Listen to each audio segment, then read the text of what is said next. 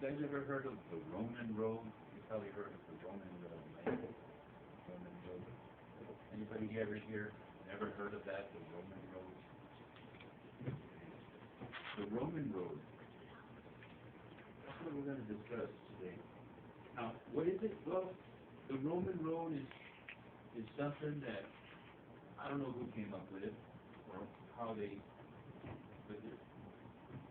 These are scriptures that all come from the book of Romans that can be used to lead a person to Christ. Okay? I know that there's going to be times when God's going to open up a door for you to speak to somebody. It might be a co-worker, might be a family member, might be a neighbor, might be a friend. One thing you hear pretty often is, I don't know what to say. I don't know how to tell them about Jesus Christ.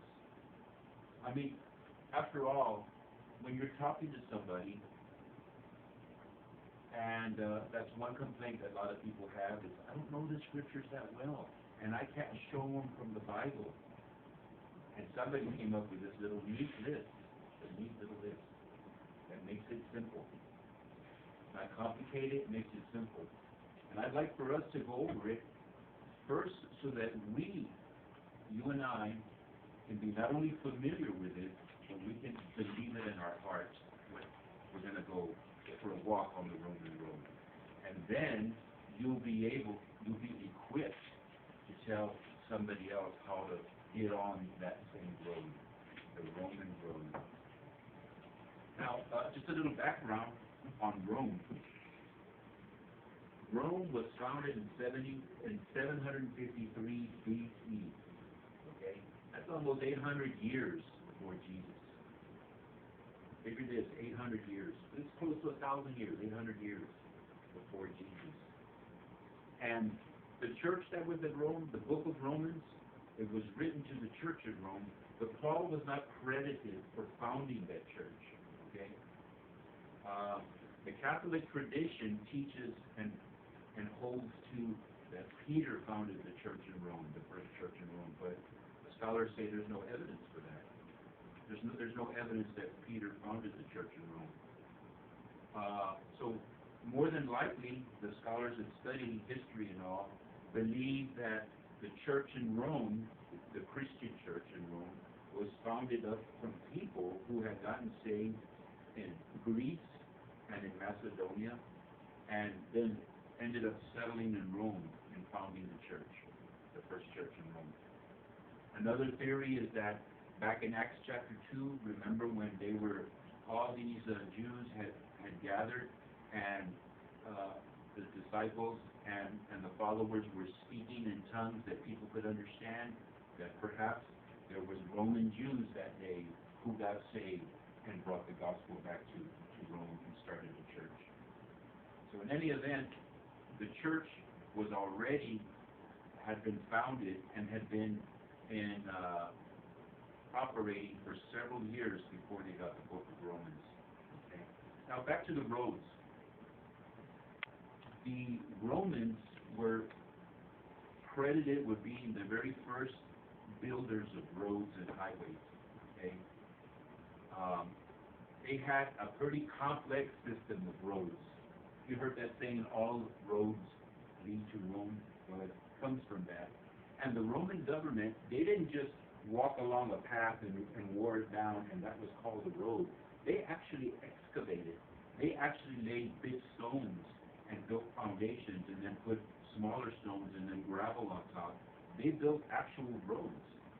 Okay? Nothing, of course, like the roads and highways we have today, with the big flyovers and the bridges, but they built highways and roads. And these roads were used, of course, for commerce, for trade, but also for the armies to march on. They could move massive armies on these roads. Okay? You know what else came out of the Roman roads? Well, Christianity got to travel on these roads that Rome built too. And that helped to spread the gospel as well. Okay. So we see that Paul wrote the letter in the book of Romans, what we call the book of Romans, in 57 AD. And then a few years later, 64 AD, that's only 7 years later, the Roman Emperor Nero, he started to persecute the Christians in Rome very heavily. You've heard of Nero. Nero was famous for taking Christians and persecuting them really bad in the Colosseum, feeding them to the lions, throwing them to the gladiators. And he also had this trick, I guess, to him. He would burn Christians alive at the stake, and he would coat them with oil or asphalt and then light them up like a candle. And so there was a saying that came out of that, the lights of Nero, which is a reference to the Christian martyrs that were slain under his emperorship back around 64 AD. He persecuted them very heavily. Now, the Roman road, take a look at that little paper that I gave you. It says there's 6 scriptures there. Romans 1:16, Romans 3:23, Romans 6:23, Romans 5:8, Romans 10:9, and Romans 8:1. This road, if you will, it clearly defines who needs salvation, why we need salvation, how God provides salvation, how we receive salvation, and then the results of salvation. All that is covered in these simple 6 little scriptures, all found in one book. Okay? One book. We're going to start with the first one. Let's go to Romans 1:16. If you can, turn in your Bible to it. I'd like for you to read along. Romans chapter 1, verse 16. It says, "For I am not ashamed of the gospel of Christ, for it is the power of God to salvation for everyone who believes, for the Jew first, and also for the Greek." He says, first, I am not ashamed of the gospel. I'm not ashamed of it. Remember, this is the big city of Rome, the big apple of its day, sophisticated, wealthy, all kinds of arts, all kinds of, along with good things, bad things, all kinds of sins. Rome was famous for its, what they call Roman orgies, where they would just, I guess, the modern equivalent of our raves. I know raves is kind of like passed on already, but when we had raves and people would go nuts and crazy and all that stuff, the Romans did their own raves back then. So obviously in Rome, I'm sure there was philosophical snobs, cultural snobs, and he says, I'm not ashamed. I'm not ashamed of the gospel. Well, what is the gospel? Well, the gospel, really simply put, is this: that Jesus Christ left heaven and took the form of man, that he died on the cross for our sins, that he was buried and resurrected, sits at the right hand of the Father today. That's the gospel in its simplicity. He's saying, I'm not ashamed of that gospel. I'm not ashamed of it. The gospel of Christ. Why?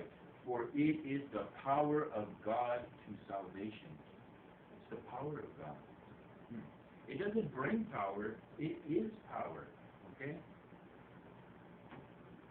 When you're dealing with somebody, speaking to somebody, wanting to witness to them about Christ,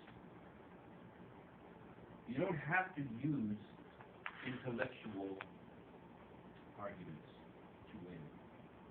You don't have to outsmart their arguments. You don't have to be able to shoot down their barriers that they erect. You know what works? The gospel. The gospel doesn't come from you, it doesn't come from me. It's the power of God. You give somebody the gospel, okay? You tell them of the gospel of Christ. It has inherent power. Now, who is that power for? Everyone who believes. Everyone who believes. God's not going to withhold salvation from the one who believes.